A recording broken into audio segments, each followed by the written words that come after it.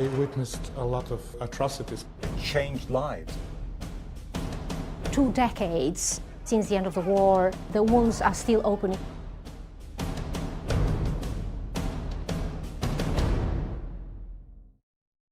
Konflik di Kosovo ini mulanya berakar pada ketegangan antara mayoritas etnis Albania dengan minoritas Serbia. Pemerintah Yugoslavia dulu yang dipimpin oleh Tito telah memberikan otonomi kepada daerah Kosovo yang merupakan daerah otonomi Serbia pada tahun 74. Namun setelah kematiannya, hal ini menyebabkan bergesernya dinamika kekuasaan di mana Milosevic membuat banyak perubahan termasuk membatasi hak rakyat Kosovo.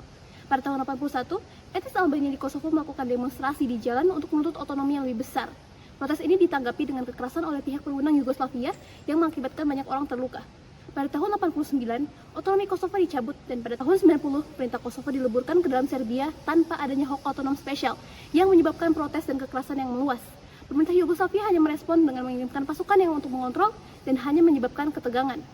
Konflik meningkat pada tahun 98 ketika tentara KLA dari Kosovo melancarkan serangan terhadap otoritas Yugoslavia yang menyebabkan peningkatan kehadiran pasukan simpatisan Serbia yang melakukan kampanye pembalasan terhadap bangsa Kosovo. Kampanye ini menyebabkan kejatuhan 1.500 hingga 2.000 korban jiwa dan ratusan ribu pengungsian warga Kosovo pada bulan Maret 1999. Tindakan ini dilakukan oleh Presiden Milosevic dapat dikategorikan sebagai genosida dan akhirnya mendatangkan intervensi NATO.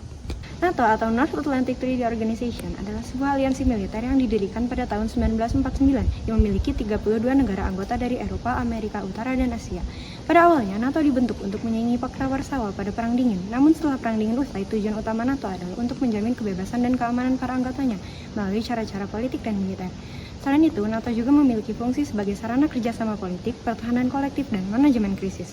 Dalam kebijakan pertahanan kolektifnya yang diatur pada artikel 5 Perjanjian NATO, dinyatakan bahwa serangan terhadap salah satu negara anggota NATO adalah serangan terhadap semua negara. Hal ini yang membuat NATO sebagai organisasi keamanan yang disegani. NATO melakukan intervensi di Kosovo dengan alasan misi humaniter, karena pemerintahan Serbia yang melakukan kebijakan ethnic cleansing terhadap etnis Albania di Kosovo. Dalam operasi militer yang dinamakan Operation Allied Force, Koalisi Angkatan Udara NATO melakukan serangan udara yang dimulai sejak 24 Maret 1999 dan berlangsung selama 78 hari ke depannya. Operasi militer ini menggunakan persenjataan presisi tinggi yang pernah digunakan dalam operasi udara. Operasi udara dilakukan secara intens dan ditargetkan ke unit militer untuk melemahkan struktur mereka. Hal tersebut terbukti berhasil dan pada 9 Juni 1999, NATO dan Serbia menandatangani Military Technical Agreement yang menyatakan bahwa Serbia harus menarik pasukan mereka dari wilayah Kosovo dan NATO menurunkan pasukan penjaga perdamaian di area tersebut.